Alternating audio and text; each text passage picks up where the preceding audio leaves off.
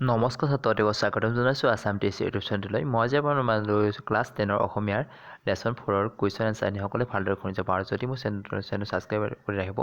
ইয়াৰ আগত মই এটা পাৰ্ট দিছোঁ, সেই পাৰ্টটোত কুৱেশ্যন 4লৈ দিছোঁ, এইটো 5 আৰু 6টো দিছোঁ। ইয়াৰ পিছত মই যিখিনি কুৱেশ্যন আছে সকলোখিনি তোমালোকে অতি সোনকালে 1K ছাবস্ক্ৰাইব কৰি মোক অলপমান আগুৱাই যোৱাত সহায় কৰিছে তাৰে আশা কৰি মই আজি ক্লাছটো আৰম্ভ কৰিছোঁ। নমস্কাৰ। কুৱেশ্যন নম্বৰ 5, মই অসমীয়া কবিতাটোৰ অসমৰ প্ৰকৃতিৰ বিনন্দীয়া ৰূপ কিদৰে প্ৰতিফলিত হৈছে বুজাই লিখা। উত্তৰটো হৈছে, মই অসমীয়া কবিতাটোৰ মাজেৰে কবিৰ স্বদেশৰ প্ৰতি আনুগত্য আৰু স্বজাতিৰ প্ৰতি থকা নিভাঁজ ভালপোৱা প্ৰকাশিত হৈছে। অসমৰ অতীত ইতিহাস ব্যঞ্জিত হোৱা কবিতাটোত অসম বুৰঞ্জীৰ নানা দিশো ফুটি উঠিছে। কবিতাটোৰ আৰম্ভণিতে কবিয়ে অসমখনক সেউজীয়া দুবৰিৰ দেশ বুলি কৈ শস্য শ্যামলা ভূমিৰূপে প্ৰতিপন্ন কৰিছে। অসমৰ বননিখনক মীনা কৰা বুলিও কোৱা হৈছে। পাহাৰে পৰ্বতে সমভূমিৰ প্ৰতিটো গছৰ পাতেই যেন সৌন্দৰ্যৰ আকাৰ নিয়ৰ পৰি থকা পাতবোৰ ৰদ পৰি মণিমুকুতাহে যেন তেনেদৰে চিকমিকাই আছে।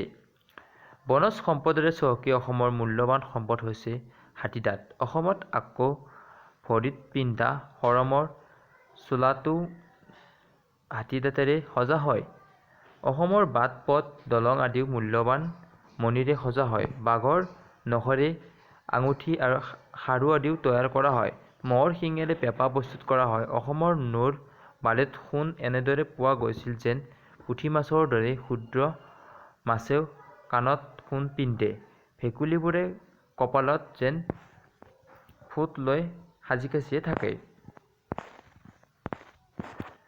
6 নম্বৰ, কবি চৈয়দ আব্দুল মালিকৰ চমু পৰিচয় দিয়া। উত্তৰ, চৈয়দ আব্দুল মালিকৰ 1919 চনৰ গোলাঘাট জিলাৰ নাহৰণিত জন্ম হয়। তেওঁ অসমীয়া গল্প আৰু উপন্যাস সাহিত্যৰ এক নতুন তৰংগ কঢ়িয়াই আনিছিল। তেওঁক গল্প সম্ৰাট বুলিও কোৱা হয়। তেওঁৰ একমাত্ৰ কবিতা পুথিখনৰ নাম হৈছে বেদুইন। তেওঁৰ কবিতাত শব্দৰ সুষম আৰু অৰ্থৱহ ব্যৱহাৰ দেখা যায়। মালিকে ৰচনা কৰা কেইবাখনো উপন্যাসৰ বহু সমাদৃত, তাৰ ভিতৰত সূৰুযমুখী স্বপ্ন, ৰূপতীৰ্থৰ যাত্ৰা, ধন্য নৰতনু ভাল আদি উল্লেখনীয়। অঘৰী আত্মাৰ কাহিনী নামৰ শীৰ্ষক উপন্যাসখনৰ বাবে তেওঁ সাহিত্য একাডেমী বঁটা লাভ কৰিছিল।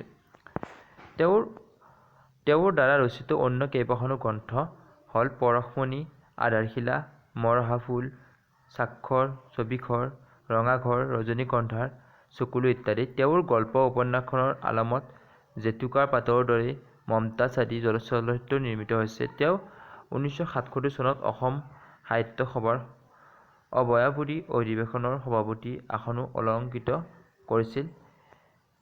এইজনা বিখ্যাত সাহিত্যিকৰ 2000 চনত জন্ম হৈছিল। আজিৰ পাৰ্টত ইমানখিনি আছিল। মই ইয়াৰ পিছত সকলো কুৱেশ্যন এনচাৰ দিম।